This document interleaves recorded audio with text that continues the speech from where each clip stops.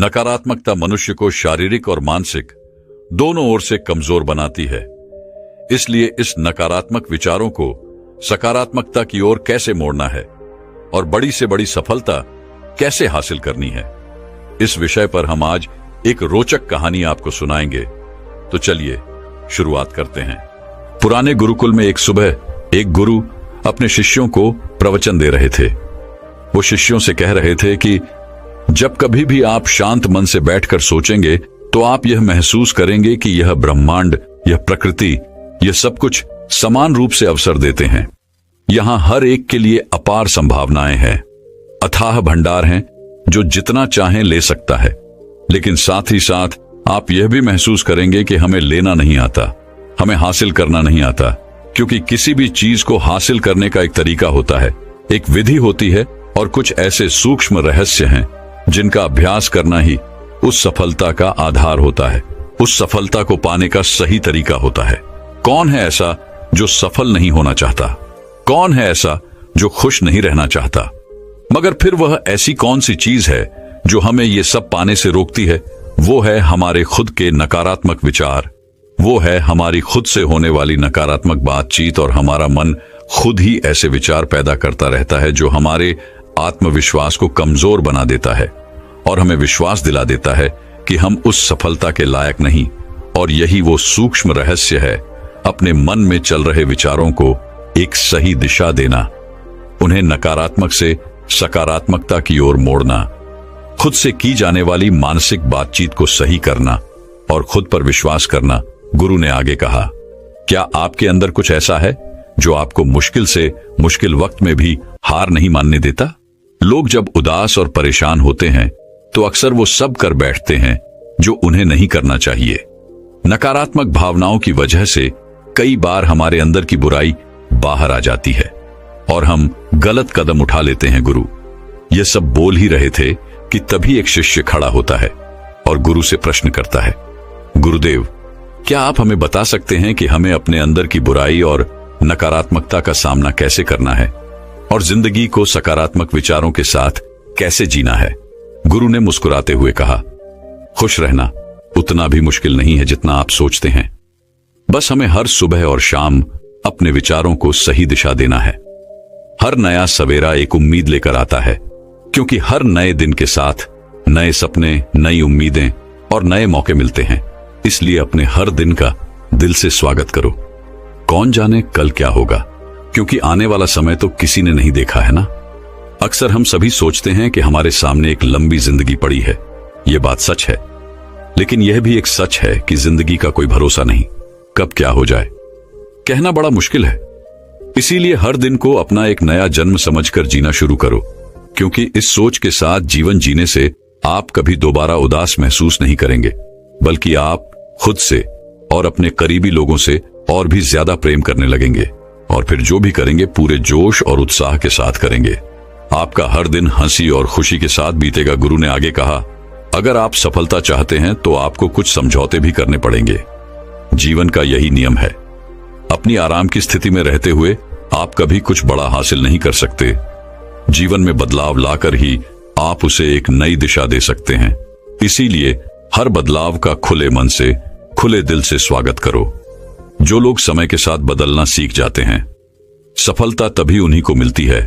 अगर आपको लगता है कि आपकी जिंदगी में बहुत मुश्किलें हैं और आप परेशान हो चुके हैं, तो आपको मुश्किलों का सामना करने के प्रति अपने नजरिए को बदलना होगा, सोचने के तरीके को भी बदलना होगा। चाहे कोई सा भी बदलाव आए और वह कितना ही मुश्किल क्यों ना लगे, आप बस उसका सामना कीजिए। आपको नहीं पता, पर आप अपनी सोच से कहीं ज्यादा मजबूत हैं और आपकी जिंदगी में जितनी मुश्किलें आएंगी आप उतने ही मजबूत होते चले जाएंगे, क्योंकि हर मुश्किल एक नया अनुभव, एक नया सबक देकर जाती है और फिर आपको सफल होने से कोई नहीं रोक पाएगा और आपकी जिंदगी खुशियों और कामयाबियों से भर जाएगी। बुरे काम करके ये मत सोचो कि अब आपके साथ कुछ अच्छा होगा। अगर जिंदगी में सब कुछ अच्छा चाहिए तो फिर अच्छा ही सोचना होगा और अच्छा ही करना होगा, तभी आप पर इस ब्रह्मांड की मेहरबानी होगी। इसीलिए अपनी सोच और अपने कर्म पर सही नियंत्रण रखो। हम दुनिया को किस नजर से देखते हैं, ये काफी हद तक हमारी अपनी सोच पर निर्भर करता है। एक नकारात्मक मानसिकता वाले व्यक्ति को दुनिया में सिर्फ बुराई ही बुराई दिखती है, जबकि सकारात्मक सोच हमें जीवन की उन चीजों की अहमियत करवाती है जो अभी हमारे पास हैं और उस ब्रह्मांडीय शक्ति की कृपा से हमें मिली है। गुरु ने आगे कहा, अपने मन को शांत रखना सीखो। दिन भर की भाग दौड़ के बीच खुद को शांत रखने तरीका सीखो। एक शांत मन के साथ हमें अपने अंतरात्मा में झांकने का मौका मिलता है और हम खुद से ही सवाल जवाब करते हैं, जैसे कि मैं कौन हूं, मेरे जीवन का उद्देश्य क्या है, क्या मैं एक अच्छा इंसान हूं, क्या मैं एक अच्छा पिता या पति हूं, या क्या मैं एक अच्छा बच्चा हूं। आप जितनी गहराई से अपने अंदर झांकेंगे उतना ही ज्यादा खुद को जानेंगे।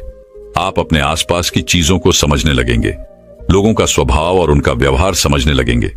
फिर आप चीजों और लोगों को लेकर बात बात पर परेशान और उदास होना छोड़ देंगे। आपको यह एहसास होने लगेगा कि आपके किसी भी काम का क्या असर पड़ेगा। किसी भी काम से अगर आपको दुख पहुंचे तो उस काम को मत कीजिए और जो चीज खुशी दे उसे जरूर कीजिए। फिर देखिए आपकी जिंदगी में कैसा ठहराव आता है। हमें जिंदगी एक बार ही मिलती है तो क्यों ना इसे भरपूर तरीके से जिए। जो दिल करे वह करो, खुद को बंदरों में मत बांधो, लेकिन हां, इस बात का भी ध्यान रखो कि वह मनमानी ना हो, वह धीमानी हो और आपके भीतर की आवाज हो। इसीलिए कुछ भी करने से पहले अपने अंतरात्मा की आवाज सुनो। आपके दिल की चाहत कुछ भी हो सकती है, जैसे कोई नया व्यापार शुरू करना, किसी नए शहर में जाकर अपनी किस्मत आजमाना, या फिर कुछ महत्वपूर्ण हासिल करना। जो भी आपके दिल में है उसे पाने के लिए कम से कम एक बार अपना संपूर्ण प्रयास जरूर करो। यह मत सोचो कि इसका परिणाम क्या होगा। जो मन में है बस उसे कर डालो। अक्सर हम उधेड़बुन में फंस जाते हैं क्योंकि हमारा दिल कुछ कहता है और दिमाग कुछ और। लेकिन प्रयास करने पर ज्यादा से ज्यादा आपके साथ क्या हो सकता है, यही ना कि आपको सफलता नहीं मिलेगी। गुरु ने आगे कहा, लेकिन कम से कम आपको इस बात का पछतावा तो नहीं रहेगा कि आपने कोशिश नहीं की। कुछ ना करने से तो बेहतर है कि हम उस काम को करके उसमें असफल हो जाएं। गुरु ने आगे कहा, आपकी अंतरात्मा आपकी भलाई चाहती है। इसकी आवाज को कभी भी नजरअंदाज मत करो, क्योंकि अंदर से आने वाली आवाज ही हमें सफलता के रास्ते पर ले जाती है। जब भी आप कुछ गलत सोचते हैं या करते हैं तो सबसे पहले अंदर की आवाज ही आपको टोकती है, गलत करने से रोकती है। कभी सोचा है ऐसा क्यों? क्योंकि यह हमेशा हमारा भला चाहती है। यही तो ऊपर वाले का दिया हुआ अनमोल उपहार है हमारे पास, जिसे हम समझ या बुद्धिमत्ता कहते हैं। अगर जिंदगी की खूबसूरती को समझना है तो अपने अंदर झांक कर देखो। ये देखो कि तुम्हारे पास क्या क्या है और तुमने अपने जीवन में कितना कुछ हासिल किया है। जिंदगी की सुंदरता को आप केवल तभी महसूस कर पाएंगे जब आप धन्यवाद के भाव से भरे रहेंगे, इसके बजाय यह सोचकर दुखी होने के कि हमारे पास क्या नहीं है। यह सोचकर खुश रहो कि हमारे पास कितना कुछ है, और इसी संतोष की भावना और शांत मन के साथ अपना प्रयास जारी रखो। इतना कहने के बाद गुरु कुछ देर के लिए मौन रहे और फिर कहना शुरू किया, क्या आप जानते हैं, शब्द तलवार से ज्यादा ताकतवर होते हैं। इसीलिए शब्दों का उपयोग सोच समझकर करना होता है। ऐसी बात करने से बचो जो किसी दूसरे को बुरी लगे। साफ और स्पष्ट राय रखना अच्छी बात है, लेकिन किसी को ऐसी बात मत बोलो जो उसे अंदर तक चुभ के जाए। सच भी तो सभ्यता के साथ कहा जा सकता है ना। अगर आप क्रोध में हैं भी, किसी को उल्टा सीधा कहने से बचो, कहीं ऐसा ना हो कि आपको बाद में पछताना पड़े। बात करते समय अपनी आवाज में नरमी रखो, जहां तक हो सके साफ बात कहो, लेकिन प्रेम से कहो। एक अच्छा इंसान बनने के लिए आपको सिर्फ इतना ही करना है। हां, लेकिन इन आदतों को अपने स्वभाव का हिस्सा बनाने में समय लगता है, क्योंकि इनका अभ्यास करना पड़ता है। खुद से पूछिए कि क्या आप एक अच्छे इंसान हैं, और आपको क्यों लगता है कि आप अच्छे हैं। आपके अंदर ऐसी कौन सी खास बात है, दूसरों से किस तरह से पेश आते हैं। यह सवाल आपको अपनी कमियां जानने में मदद करेंगी।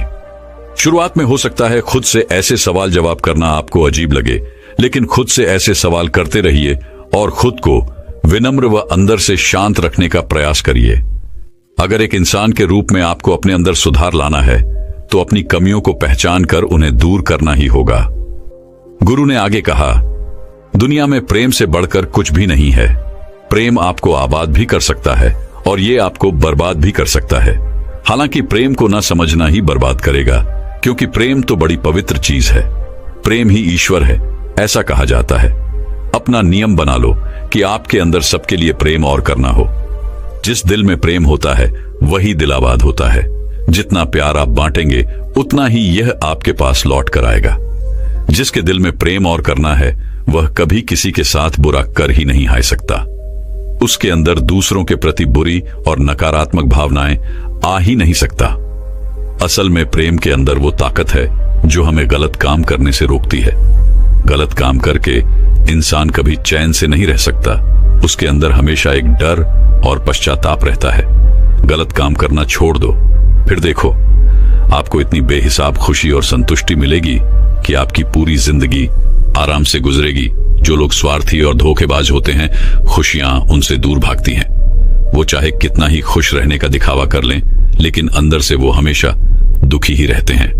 गंदे काम और गंदे विचार हमें कभी खुश नहीं रहने देते, और जहां खुशी है वही प्रेम है। इतना कहने के बाद गुरु ने अपना प्रवचन समाप्त किया और फिर सभी शिष्य अपने अपने दैनिक कार्यों में लग गए। दोस्तों, इस तरह के विचार अपने दिमाग को देने से और विचारों को सकारात्मक रखने से निश्चित रूप से जिंदगी बदलेगी। तो आइए अब जल्दी से समराइज कर लेते हैं कि हमने इस कहानी में क्या क्या सीखा। इस कहानी में आपने खुद से की जाने वाली सकारात्मक बातचीत की ताकत के बारे में जाना, और यह भी जाना कि खुद की काबिलियत पर संदेह करना हमें नीचे खींचता है। खुद को हमेशा अपनी खूबियों और अच्छाइयों के बारे में याद दिलाते रहो, क्योंकि इससे हमारा आत्मविश्वास बढ़ता है। इस कहानी में आपने यह भी सीखा कि हमें अपने अंतर्मन की आवाज भी सुननी चाहिए। हमें अपनी कमियां, अपनी खूबियां और अपने लक्ष्य स्पष्ट रूप से पता होने चाहिए। असल में अच्छा होना सफल होने से भी ज्यादा जरूरी है। दुनिया में पहले से ही काफी बुराइयां हैं, और हमारे अंदर की बुराई हमें मानसिक और शारीरिक दोनों तरफ से कमजोर बनाती है। इसीलिए जितना हो सके अपने मन और विचार दोनों पवित्र रखो। अच्छा सोचो, अच्छा करो, और अपने अंदर की बुराई को सिर पर मत उठने दो। यह सब करना हमारे ऊपर ही तो है। जहां भी जाओ लोगों का भला करने का प्रयास करो, क्योंकि इससे जो खुशी मिलती है वह कभी फीकी नहीं पड़ती। इस दुनिया में अच्छे लोगों की बेहद कमी है। इसलिए जितना हो सके अच्छा सोचो और अच्छा करो, तो फिर देर किस बात की है। आज और अभी से अपने सपने पूरे करने में जुट जाओ। तो दोस्तों, अब चिंता को कैसे खत्म करें, इस विषय पर अगली कहानी की शुरुआत करते हैं। एक व्यक्ति कई वर्षों तक अपने गुरु के दर्शन करने जाता रहा। उपदेश सुनने जाता, सेवा करता, ध्यान का अभ्यास करता, लेकिन हमेशा उसके मन में एक कमी बनी रहती कि मेरे अंदर सुधार नहीं हो रहा है। मुझे कितने वर्ष गुरु की शरण में गए हो गए, प्रवचन सुनते हो गए, लेकिन मेरे जीवन में उतना बदलाव नहीं आ रहा है जितना गुरु की मुख्य अपेक्षा थी। एक दिन उसने सोचा कि शायद गुरु ही इस प्रश्न का उत्तर दे पाएंगे, और वह गुरु से मिलने चला गया। गुरु ने उसे अपने पास बिठाया और उसकी समस्या पूछी। उस व्यक्ति ने कहा, जीवन तो बहुत तेजी से बीता जा रहा है।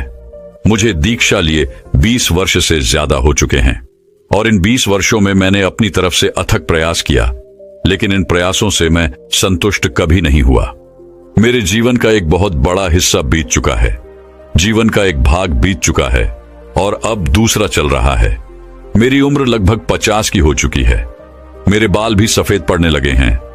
पिछले 20 वर्षों में मैंने अथक प्रयास किया, लेकिन मैं अपने आप को कहीं भी नहीं पाता। क्या मेरा जीवन यूं ही खाली खाली कोरा कोरा ही बीत जाएगा? गुरु ने उससे कहा, तुम्हें सच्चाई समझने में अब भी 2 वर्ष और लगेंगे। गुरु ने उसे बीजों से भरी एक पोटली देते हुए कहा, तुम यह बीज ले जाओ और इन्हें अपने खेतों में तब बोने के लिए डालना जब 3 दिनों तक अच्छी बारिश हो। वह व्यक्ति उन बीजों को लेकर वापस अपने घर आ गया और बारिश का इंतजार करने लगा। दिन हफ्तों में बदल गए और हफ्ते महीनों में, लेकिन बारिश नहीं हुई। फिर कभी 1 दिन बारिश होती, कभी 1.5 दिन, कभी 2 दिन, लेकिन 3 दिन तक लगातार बारिश कई दिनों तक नहीं हुई। वह प्रसन्न होता जैसे ही बारिश शुरू होती, लेकिन फिर दुखी हो जाता जब बारिश कुछ ही देर में बंद हो जाती। कई महीने फिर ऐसे ही बीत गए। अब वह दुखी रहने लगा कि शायद 3 दिन तक तो कभी बारिश होगी ही नहीं। वह यही सोचता रहता। तभी एक दिन अचानक भयानक काले बादल आए और रात दिन लगातार 3 दिन तक बरसते रहे। उस व्यक्ति के अंदर अत्यंत प्रसन्नता का भाव जागा। उसने गुरु के दिए हुए बीज पोटली से निकाले और खेतों में बो दिए। अगले 2 महीनों में वो बीज बढ़े हुए और पेड़ बन गए, लेकिन उसे कुछ भी नहीं पता था कि यह किसके पेड़ हैं, क्योंकि उसने गुरु से बीजों के बारे में कुछ नहीं पूछा था। तीसरे महीने से उन पेड़ों में फूल आने शुरू हो गए और देखते ही देखते चारों ओर फूल ही फूल हो गए। तितलियां, मधुमक्खियां, भौरे और न जाने कहां कहां से लोग उन फूलों को देखने और उनके सुगंध का आनंद लेने आने लगे। इतने सारे लोगों से तो वह अपनी पूरी जिंदगी में नहीं मिला था, और ना ही उसने एक साथ इतने सारे लोग पहले कभी देखे थे। वह बड़े आश्चर्य में था कि इतने सारे लोग आ कहां से रहे हैं, बिना बताए, मुझे जानते भी नहीं, पहचानते भी नहीं, मेरा इनसे कोई संबंध नहीं, यह लोग आ कहां से गए। वो बड़े आश्चर्य में था। लोगों ने उसकी बहुत तारीफ की, उसके फूलों की तारीफ की। कुछ ने उसे इनाम भी दिया और सभी ने उसके फूल खरीदे।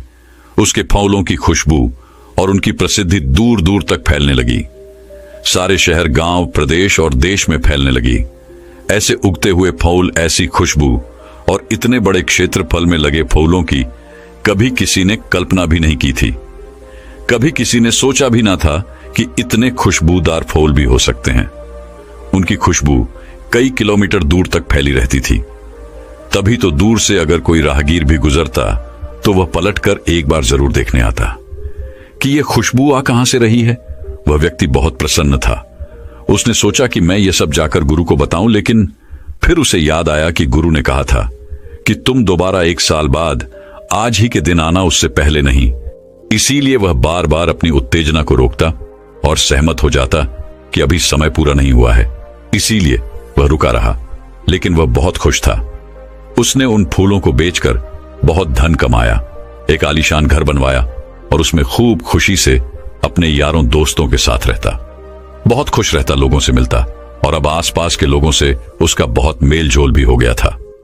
वह अपने समाज का एक बहुत बड़ा मुखिया बन गया था। खूब मान सम्मान मिलने लगा था। लेकिन फिर धीरे धीरे गर्मी बढ़ने लगी। भीषण गर्मी पड़ी, फूल मुरझाए और कुछ समय पश्चात सारा खेत सूख गया और धीरे धीरे लोगों ने आना भी कम कर दिया।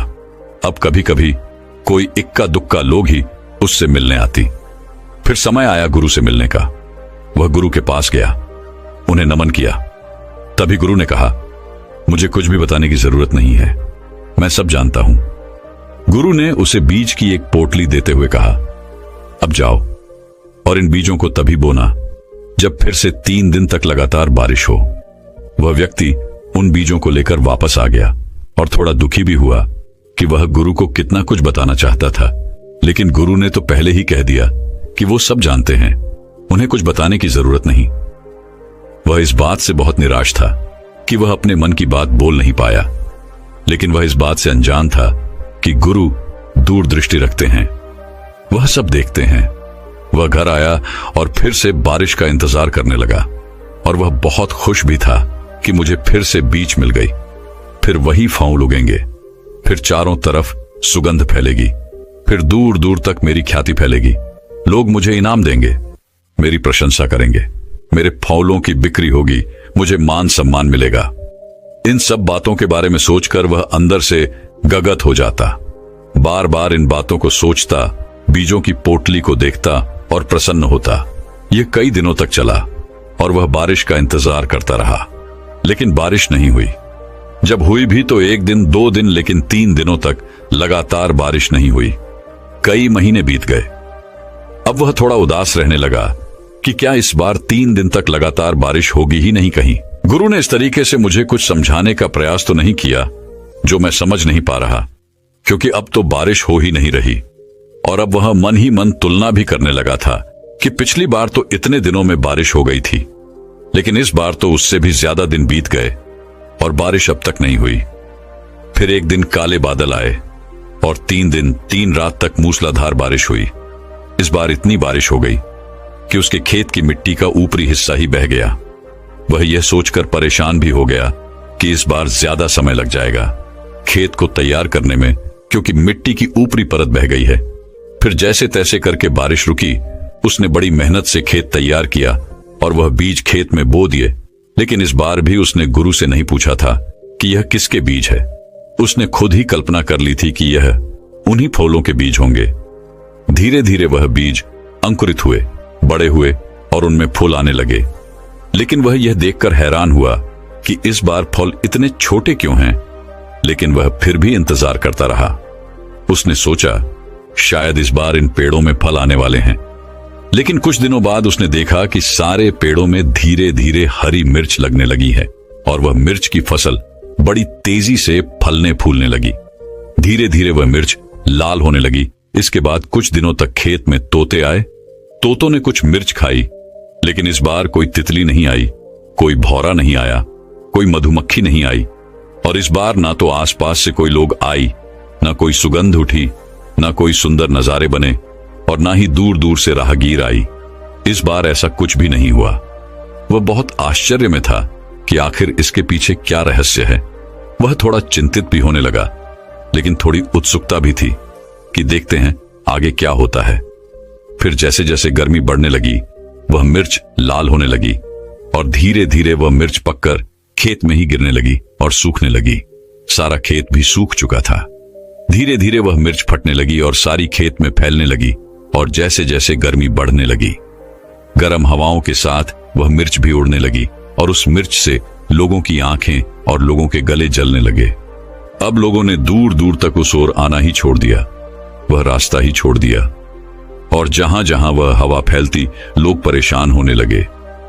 बहुत भला बुरा कहते उस व्यक्ति को कि इस मूर्ख ने यह क्या कर दिया। अगर इसने इन मिर्चों को बो ही दिया था तो फिर बाजार में जाकर इन्हें बेच देता या फिर इनका कुछ इंतजाम करता। लेकिन इसने इन मिर्चों को खेत में ही गिर जाने दिया और अब यह मिर्चें लोगों की आंखों और गालों में चुभ रही हैं। लोग उससे बड़े नाराज रहने लगे और उसके खेत के आसपास जितने भी पशु पक्षी थे, वह सभी वहां से पलायन कर गए। वह बहुत डरा हुआ था। वह अकेला पड़ गया और वह किसी तरह से खुद को बचाता, क्योंकि उसकी भी आंखों और गले में मिर्च लग रही थी। वह दिन रात अपने मुंह को कपड़े से ढककर रखता और हवा की विपरीत दिशा में बैठकर खुद को बचाने का प्रयास करता। यह सिलसिला कई महीनों तक चला। उसके गुरु से मिलने की प्रचंड इच्छा थी, लेकिन गुरु ने पहले ही बोल रखा था, इस साल के बाद आज ही के दिन आना। वह बहुत परेशान था। उसके लिए एक एक दिन काटना बहुत मुश्किल पड़ रहा था। लेकिन किसी तरह से वह दिन आ गया जब वह अपने गुरु से मिलने जा सकता था। वह गुरु के पास गया और अपना सारा हाल सुनाना चाहा, लेकिन गुरु तो पहले से ही सब जानते थे। गुरु ने कहा, मैं सब जानता हूं तुम्हारे साथ जो हो रहा है, लेकिन अगर तुम समझ पाओ तो। गुरु ने उससे पूछा, क्या तुम कुछ समझे इन 2 सालों में, जो मैंने तुमसे कहा था कि अभी तुम्हें 2 साल और लगेंगे? तुमने क्या समझा? सबसे पहले तो तुम यह समझो कि तुम कौन हो। क्या तुम्हें पता है कि तुम कहां से आए हो? क्या तुम्हें अपने पैदा होने का पता है? उसने कहा, नहीं, मुझे नहीं पता कि मैं कैसे पैदा हुआ। जब मैं समझने लायक हुआ और लोगों ने कहा कि यह तुम्हारी मां है, इसी ने तुम्हें जन्म दिया है, तब मुझे पता चला कि मैं इस मां से पैदा हुआ हूं। लेकिन मेरे पैदा होने का मुझे कुछ पता नहीं। गुरु ने कहा कि तुम्हें यह याद नहीं कि तुम कैसे पैदा हुए, तुम्हें यह याद नहीं कि तुम्हारे माँ बाप कौन हैं। तुम्हें बताया गया कि यह तुम्हारे माँ बाप हैं, तब तुमने जाना कि यह तुम्हारे माँ बाप हैं। तुम इन्हीं से पैदा हुए हो और फिर तुमने परिवार बनाया। क्या तुम्हें याद है? वह बोला, नहीं, मुझे याद नहीं कि मैं अपने साथ कुछ लाया था। तब गुरु ने कहा, क्या तुम्हें याद है कि तुम आज जो समझ रहे हो, कि तुम्हें इतना ज्ञान है, तुमने इतना अध्ययन किया, तुम विद्यालय गए, तुम्हारे इतने यार दोस्त हैं, तुम्हारे बाल बच्चे हैं, तुम्हारी बीवी है, क्या इसमें से कोई भी ऐसा है जो पैदा होते वक्त तुम्हारे साथ था? यह जब तुम्हारे माँ बाप ने तुम्हें बताया कि तुम हमारे बच्चे हो, तब भी क्या तुम इनमें से किसी के साथ थे? उसने जवाब दिया, नहीं, तब तो मैं एकदम अकेला था। गुरु ने पूछा, क्या तुम्हारे पास कोई पैसे थे, कोई धन दौलत थी? क्या कोई ऐसा इंतजाम था जिसके सहारे तुम अपना सारा जीवन निर्वाह कर सको? तब उसने कहा, नहीं, मेरे को तो जो मेरी मां देती थी मैं वही खा लेता था। और क्या तुम्हारे पास ऐसी कोई भविष्य की चिंता थी कि कल तुम्हें दूध मिलेगा या नहीं मिलेगा, या फिर रोटी मिलेगी या नहीं मिलेगी? क्या तुम इसको लेकर चिंतित रहते थे? तब उसने कहा, नहीं, मैं चिंतित नहीं रहता था। मुझे तो जो मैं मांगता था मेरी मां दे देती थी, और अगर उनके पास नहीं होता था तो इंतजाम करती थी। या फिर पिता से कहती थी कि बेटा ये मांग रहा है, लेकर आ जाओ। लेकिन मैंने तो अपनी तरफ से कुछ नहीं किया। मुझे याद नहीं कि मैंने कभी यह भी सोचा हो कि मुझे दूध कहां से मिलेगा। वह मुझे मिलता ही रहा है। तब गुरु ने कहा कि जब तुम्हें यह सब तब मिलता रहा है जब तुम्हें कुछ भी पता नहीं था, जब तुम्हें यह भी पता नहीं था कि कल तुम्हें यह मिलेगा या नहीं मिलेगा, तब भी तुम्हें यह मिलता रहा। जब तुम्हें यह भी पता नहीं था कि तुम कौन हो, कहां से आए हो और क्यों आए हो, तब भी तुम्हारी सारी परवरिश, सारी पूर्ति होती रही। तो क्या तुम यह सोचते हो कि अब तुम यह सब कर रहे हो? क्या अब तुम यह सोच रहे हो कि तुम्हें 20 साल यहां आते हो गए और तुम्हें अभी तक कुछ नहीं हुआ? तुम्हें क्या होना है? तुम क्या पा लेना चाहते हो? तुम तो हो ही नहीं। तुम कौन हो? जरा सोचो इस बारे में। क्या तुम्हें जिस नाम से पुकारा जा रहा है तुम वही हो? क्या तुम्हें पता है कि यह तुम्हारा ही नाम है? उसने कहा, नहीं, मुझे पता नहीं कि यह मेरा ही नाम है। लेकिन जब मेरे कानों में इस नाम की आवाज पड़ने लगी, जब मुझे यह समझ आने लगा कि यह मेरे से कहां जा रहा है, तब धीरे धीरे मुझे पता चला कि मेरी मां मुझे इस नाम से पुकारती है। तब मुझे पता चला कि यह मेरा नाम है। तब गुरु ने कहा कि तुम हो ही नहीं, तुम अपने से आए ही नहीं हो। क्या तुम अपने से आए हो? क्या तुमने चुना था कि यही मेरे मां बाप होंगे, यही मेरा घर होगा? क्या पैदा होने से पहले ही तुमने इस बारे में कुछ सोचा था, कोई चुनाव किया था? उसने कहा, नहीं, मुझे तो कुछ याद नहीं है कि मैंने कुछ चुनाव किया था। मुझे यह भी याद नहीं कि मैं पैदा हुआ। मुझे यह भी याद नहीं था कि ये मेरी मां है, ये मेरे पिता है। मुझे कुछ भी याद नहीं, मेरा कोई चुनाव नहीं। तब गुरु ने कहा कि तुम हो ही नहीं। तुम अब जो कह रहे हो कि मैं हूं, तुम जो कह रहे हो कि मैंने इतने फूल उगाए, क्या ये तुम्हारे बीज थे? क्या ये तुम्हारे फूल थे? क्या किया तुमने इन फूलों को उगाने में? जरा बताओ। वह चुप हो गया। उसके पास कोई जवाब ना था। वह सिर झुकाए गुरु के सामने खड़ा रहा। गुरु ने कहा, ये बीज तुम्हें मैंने दिए और इन बीजों को तुमने 3 दिन बारिश होने के बाद जमीन में डाला। क्या वह बारिश तुमने कराई थी? क्या वह मिट्टी जिसमें बीज अंकुरित हुए, उसे तुमने बनाया था? क्या तुमने इनके लिए कोई प्रयास किया? वह आंखें झुकाए चुपचाप खड़ा था। उसके पास अब कोई शब्द नहीं था। गुरु ने कहना जारी रखा कि क्या तुमने इन बीजों को जमीन के अंदर फटते हुए देखा है? क्या तुमने देखा है कि ये कैसे अंकुरित हुए और कैसे उसमें से पेड़ निकला? ये जमीन के अंदर जो सारा खेल हुआ, क्या तुमने इसके लिए कुछ प्रयास किया था? क्या तुमने उन बीजों के अंदर जीवन डाला था?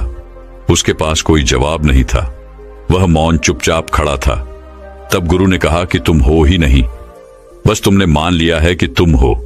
और तुमने जब से यह माना है कि तुम हो, जब से तुमने माना कि यह मैं कर रहा हूं, जब से तुमने माना कि यह सब मेरा है, यह मेरी मां है, यह मेरे पिता है, मैंने यह हासिल कर लिया, मैंने वह हासिल कर लिया, मैंने वो पढ़ाई कर ली, मैंने शादी कर ली, मैंने व्यापार खड़ा कर लिया, मैंने बच्चे पैदा कर लिए, ये मेरे बच्चे हैं। असल में तुमने यहां कुछ भी नहीं किया। तुमने सिर्फ मैं को जन्म दिया है और इस मैं की वजह से तुम्हें पता नहीं चल पा रहा कि तुम कौन हो। तुम तो हो ही नहीं। क्या तुम हो? क्या तुम्हें पता है कि तुम कौन हो? उसने कहा, मुझे यह तो पता नहीं कि मैं हूं, परंतु मैं ये जरूर समझ गया हूं कि इस मैं को मैंने बनाया है। गुरुदेव, आपके कहने से मैं अब समझ पा रहा हूं कि इस मैं को मैंने बनाया है। ये मैंने ही कहा है कि यह मेरा शरीर है, ये मेरी मां है, ये मेरे खेत है, ये मेरे फूल हैं, ये सारे मैं मेरे ही हैं, मैंने ही बनाए हैं। मैं इन्हें लेकर नहीं आया था, क्योंकि जब मैं आया था तो मुझे तो पता ही नहीं था कि मैं कौन हूं। मुझे तो लोगों ने बताया कि मैं हूं। मुझे एक नाम दिया गया और जब मुझे उस नाम से पुकारा गया तब मुझे समझ आया कि मैं यह हूं, मेरे शरीर का यह नाम है। लेकिन मुझे अभी भी यह पता नहीं कि इस शरीर के अंदर कौन है, जो देख रहा है, बोल रहा है, सब कुछ समझ रहा है। तब गुरु ने कहा, जब तुम्हें कुछ भी नहीं पता कि तुम कौन हो और ये सोच रहे हो कि मैं 20 सालों से कर रहा हूं, कौन कर रहा है? तुम्हारा मैं कर रहा है और ये मैं कहीं भी नहीं जाने वाला। 50 साल गुजर गए, उसके अगले 50 साल और गुजर जाएंगे, लेकिन ये मैं कहीं नहीं जाने वाला। जो ये कह रहा है कि वह मेरे फूल थे, सच बताओ, क्या वह तुम्हारे फूल थे? जो ये कह रहा है कि मैंने ये बीज लगाए, क्या ये तुम्हारे बीज थे? तुम्हारा यहां कुछ भी नहीं, तुम हो ही नहीं। तुमने मान लिया है कि तुम हो, और इस मान लेने से इस मैंने ये सारा संसार बनाया है। तुम्हारा मैं ही तुमसे कह रहा है कि मैंने ये फूल लगाए, मैंने फूलों की खेती की, मेरी प्रशंसा हो रही है, मेरी प्रतिष्ठा बढ़ रही है, मैं मुखिया बन गया उस समाज का, मैंने बहुत मेहनत की। क्या किया तुमने? क्या उन बीजों को तुमने बनाया था? क्या उन्हें धूप तुमने दी थी? वह नहीं शब्द खड़ा था, उसके मुंह में कोई शब्द नहीं था। अब उसके पास यह भी कहने को नहीं बचा था कि वह 20 साल से कुछ कर रहा है, वह ध्यान करता है। तब गुरु ने कहा, तुम मुक्त हो, तुम पहले दिन से ही मुक्त थे। यह तो तुमने खुद ही बेड़ियां लगाई हुई हैं, और यह बेड़ियां हैं मैं की बेड़ियां। तुमने यह बेड़ियां लगाई हुई हैं कि मैं 20 साल से कर रहा हूं। यह मैं की बेड़ियां ही तुम्हारे रास्ते की सबसे बड़ी रुकावट है। यह मैं ही तुम्हें गहरे ध्यान में नहीं उतरने देता। यह मैं ही तुम्हें यहां से मुक्त नहीं होने देता। तुम यह मानो कि तुम हो ही नहीं, पर क्या तुम्हें लगता है कि तुम हो? मैं फिर पूछता हूं, क्या तुम हो? क्या तुम्हें पता है कि तुम आए हो? क्या तुम्हें पता है कि तुम पैदा हुए? नहीं, मुझे कुछ याद नहीं। तो फिर तुम हो ही नहीं, तुम बस मान के बैठे हो। जो कुछ तुम्हें दिख रहा है वह मैं है, और इस मैं की वजह से ही तुमने संसार बनाया है। और अभी भी तुम कह रहे हो कि मैं 20 साल से कर रहा हूं, यह तुम्हारा मैं ही तो कह रहा है। तो फिर यह मैं जाएगा कहां? यह तो यही रह जाएगा। तुम्हारे कोई बीज नहीं, तुम्हारे कोई फल नहीं, और ना ही तुम्हारा कोई प्रयास है बारिश कराने में, ना ही तुमने उन पौधों को हवा दी। क्या तुम्हारा कोई प्रयास है उन फूलों की खुशबू लाने में? क्या तुमने उन मधुमक्खियों को, भौरों को, तितलियों को कोई संदेश भेजा था? क्या फूलों के अंदर रस तुमने पैदा किए थे? तुम हो ही नहीं, बस तुमने मान रखा है कि तुम हो, और तुम साथ कुछ भी लेकर नहीं आए। क्या तुम अपने साथ कुछ लाए थे? तुम्हें तो कुछ भी नहीं पता था। तुम्हें तो कपड़े पहनाए गए, तुम्हें साफ सफाई से रहना सिखाया गया, तुम्हें यह भी पता नहीं था कि कैसे खाना है, कैसे पीना है। तुम्हारे मुंह में इस तन को लगाया गया, तब तुमने दूध पीना सीखा। क्या प्रयास किया तुमने अपनी रोटी, अपने दूध के लिए उस समय? वो तुम्हें मिलता ही रहा। और आज तुम ये सोचते हो कि मैं इंतजाम कर रहा हूं, मैं कमा रहा हूं। आज तुम सोचते हो कि ये मेरे बच्चे हैं, जब मैं खिलाऊंगा तब ये खाएंगे। तुम हो ही नहीं, बस तुम मान के बैठे हो। और जो ये सोचता है कि मैं हूं, मेरे बच्चे हैं, मैं कमा रहा हूं, मैं कर रहा हूं, यही मैं ही तुम्हारे दुख का कारण है, यही तुम्हारा बंधन है, यही तुम्हारी बेड़ियां हैं। तुम मुक्त ही हो। तुमने शरण ले ली है बुद्धि की, तो अब मुक्त हो जाओ। तुम मुक्त ही हो, और तुम्हें सब कुछ मिलता ही रहेगा। यह कहते हुए गुरु मौन हो गए। कहा जाता है कि वह शिष्य इसके बाद वहीं बैठकर ध्यान में तल्लीन हो गया, और उसके बाद वह उठा ही नहीं। वह मुक्त हो गया, उसे परम शांति प्राप्त हो गई। दोस्तों, मैं उम्मीद करता हूं कि यह कहानी सुनने से आपके जीवन में अच्छे बदलाव आए होंगे। आपको इस वीडियो से क्या सीखने मिला, यह कमेंट करके जरूर बताएं। और अपने परिवार, दोस्तों या आपके करीबी इंसान के साथ यह कहानी शेयर करके उन्हें भी इस ज्ञान से परिचित कर